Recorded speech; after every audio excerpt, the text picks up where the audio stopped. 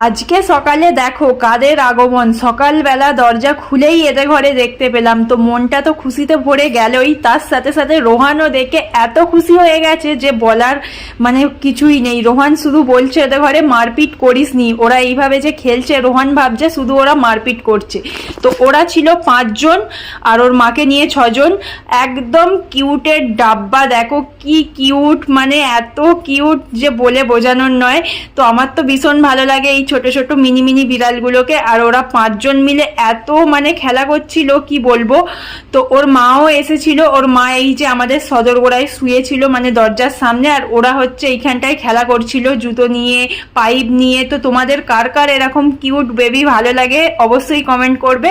আর রোহান তো বলছিল যে আমি একটা রাখবো, আমি বললাম যে ওরা এখন ছোট বেবি, ওরা কারোর কাছে থাকবে না ওর মাম্মামকে ছাড়া।